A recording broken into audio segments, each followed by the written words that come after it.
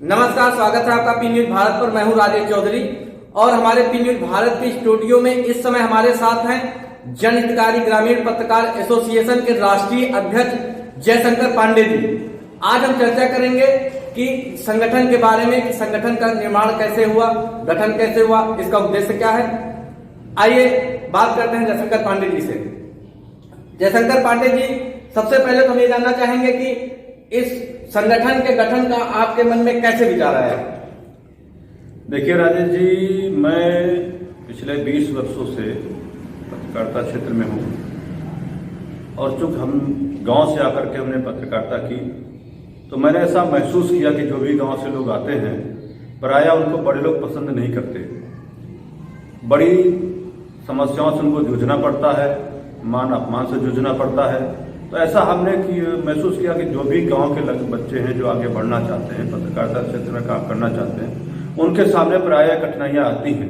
तो ये कठिनाइयां ना आए, वो सम्मान के साथ अपना काम कर सकें और गांव में भी वो सम्मान के साथ जीवन जी सकें। इस नाते से हमने एक विचार मन में आया कि एक संगठन पत्रकारों का होना चाहिए। जैसे तमाम लोगों का संगठन है, मजदूरों का संगठन है, डॉक्टरों का संगठन है, वकीलों का संगठन है, लेकिन हमारे पूर्वा क्षेत्र में कोई पत्रकारों का संगठन नहीं था।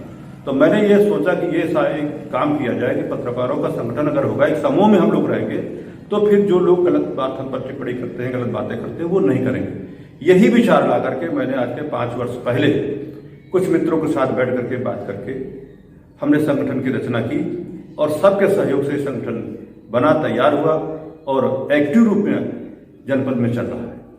अच्छा, संगठन आपने पत्रकारों को बनाया, एक अलग चीज आपने की। आप जब से संगठन बना तब से आप ही अध्यक्ष हैं। क्या दिक्कतें आ सकती हैं संगठन को चलाने में? और आप लगातार संगठन में अध्यक्ष बने हैं, इसका मतलब है कि आप उसको चला रहे हैं। किस प्रकार की दिक्कतें आती हैं? देखिए, दिक्कतें आती है राजेश, जब भी आप कोई परिवार चलाएंगे तो चूंकि हमने जो संगठन बनाया तो ये संगठन कोई पत्रकारों को तो नाम तो जरूर है, लेकिन मैं पत्रकारों का संगठन नहीं बल्कि एक परिवार चलाता हूँ। हमारे जो भी सदस्य हैं वो हमारे अपने परिवार के सदस्य। जैसे हमारे अपने 4 भाई हैं, उनकी पत्नियां, उनके बच्चे, उनको लेकर के हम परिवार में रहते हैं। तो ठीक उसी प्रकार से कि ये सब हमारे भाई हैं, बंधु हैं, इनको सबको साथ लेकर के चलना है। और रहा कठिनाइयों का सवाल, तो कठिनाई तो ये कभी कोई सदस्य नाराज हुआ, उसको कोई दिक्कत हुई, कभी कोई सदस्य नाराज हुआ तो उसकी नाराजगी को उसके पास बैठ करके सुनना, उसकी बात करना, उसकी समस्या का समाधान करना और ये कोशिश करना कि उसे टालना नहीं बल्कि समाधान वहां त्वरित करना। ऐसा हमने कोशिश किया है। तो हमको लगता है कि यही वजह है कि सारे लोगों का विश्वास हमको हासिल हुआ और सारे लोग मिल करके बार बार अध्यक्ष बना देते हैं।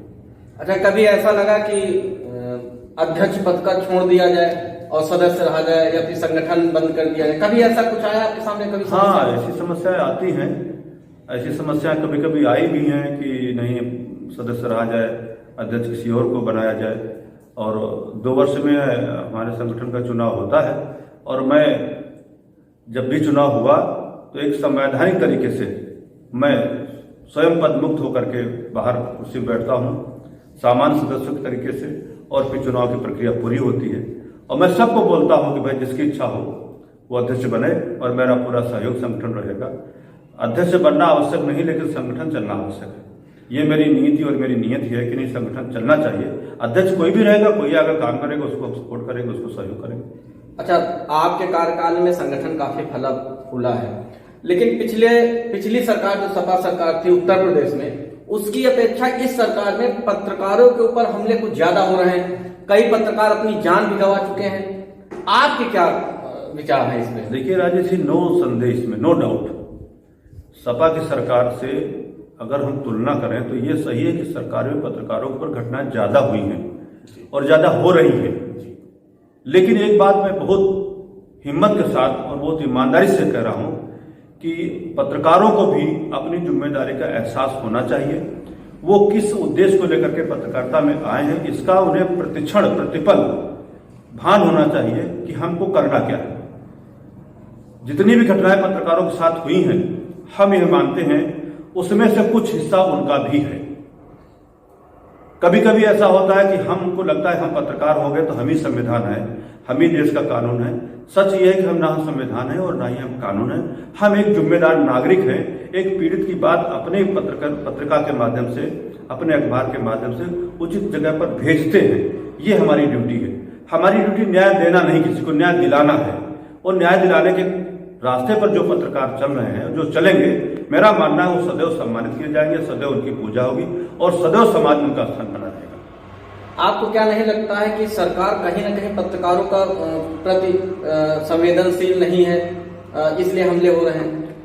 देखिए, इसमें सरकार को तो हम कम दोषी मानते हैं। हम मानते हैं कि वहाँ का जो स्थानीय प्रशासन है वो ज़्यादा दोषी है।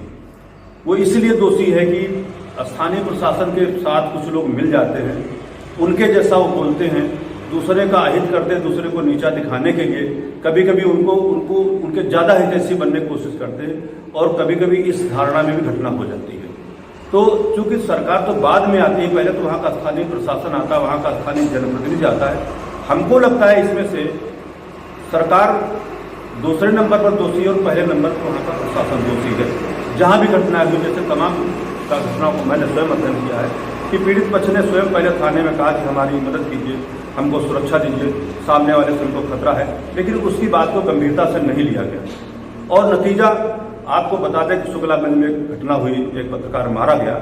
उस पत्रकार ने लिख करके थाने को दिया कि हमको इनसे खतरा है, मुझको सुरक्षा मुहैया कराई जाए, लेकिन उसको सुरक्षा नहीं मुहैया कराई गई और परिणाम ये हुआ, उसकी हत्या हो गई। तो बहुत सारी घटनाएं तो इस लेवल पर भी आती है कि स्थानीय प्रशासन जो वहाँ का है वो विपक्ष से मिल जाता है और घटनाएं हो जाती हैं। पांडे जी, अभी एक घटना हुई है भगवंत नगर में, आपका संगठन ही है, बीघापुर इकाई के कुछ सदस्यों के ऊपर जो है अध्यक्ष के ऊपर और जिला उपाध्यक्ष के ऊपर मुकदमा फर्जी तरीके से दिखाया गया। कहते हैं कि वहां पे एक लेडी डॉक्टर आती नहीं है और वो फर्जी तरीके से उन्होंने खबर चली और फर्जी तरीके से उन्होंने मुकदमा दिखा दिया। इसके बारे में संगठन का क्या स्टैंड है? देखिए, एकदम क्लियर कट स्टैंड है। मेरा अपना मानना है कि डॉक्टर कीर्ति गुप्ता ने जो मुकदमा लिखाया है, पहली तो जांच तो उनकी होनी चाहिए कि जब वहां पर पोस्टर्स है तो वहां पर क्यों नहीं आती है, और क्यों नहीं आती तो किसके वजह से नहीं आती, उनका सुरक्षा कौन है। अगर ड्यूटी उनकी है तो उनको ड्यूटी करना चाहिए। अगर ड्यूटी नहीं करनी है तो मेरी अपनी ड्यूटी है कि हम उसको अपने अखबार में प्रकाशित करें और इस प्रशासन को अवगत करावें कि आपने जिसको नियुक्त किया है वो अपनी जिम्मेदारी का निर्वाह नहीं कर रहा है। अब वहां कीर्ति गुप्ता ने, वहां के स्थानीय प्रशासन, मैंने फिर वही बात दोहरा रहा हूं कि स्थानीय प्रशासन भी दोषी है। स्थानीय प्रशासन से मिल करके, वहां के थाना इंचार्ज से मिल करके जो भी उन्होंने किया हो, बहरहाल 4 पत्रकारों पर मुकदमा उन्होंने लिखा दिया। अगर मेरे पत्रकारों के विरुद्ध मुकदमा लिखा गया है तो वो मेरे प्रकरण संज्ञान में है। हमने अपने महामंत्री राजेश जी को तत्काल भेजा, एक ज्ञापन डीएम को दिया, वहां के कप्तान को दिया और सबको मैंने बताया कि अगर हमारे विरुद्ध फर्जी मुकदमा लिखा गया है इसकी पूरी जांच करें। और एक की बात में क्लियर कट कह दे रहा हूं, कोई एक अकेला आदमी तो रिश्वत मांग सकता है, एक अकेला आदमी तो पैसा मांग सकता है, लेकिन जब 4 लोग जाएंगे किसी काम में, किसी घटना पे, तो पैसा मांगने नहीं जाएंगे। वो समाचार कवरेज करने के लिए थे, वो 4 लोग समाचार कवरेज के लिए गए थे, पैसा मांगने के लिए नहीं गए थे। और मैं हिम्मत के साथ ये बात कह सकता हूं कि जनहितकारी ग्रामीण पत्रकार एसोसिएशन का एक भी सदस्य किसी भी समाचार के वजह में कोई पैसा नहीं लेता है। ये झूठे आरोप हैं, निराधार आरोप है। और ईमानदारी से अगर इसकी जांच की जाएगी तो इसमें डॉक्टर कीर्ति गुप्ता पूरी तरह से दोषी हैं और उनके विरुद्ध जो भी हम लड़ाई लड़ सकते हैं वो लड़ाई लड़ेंगे।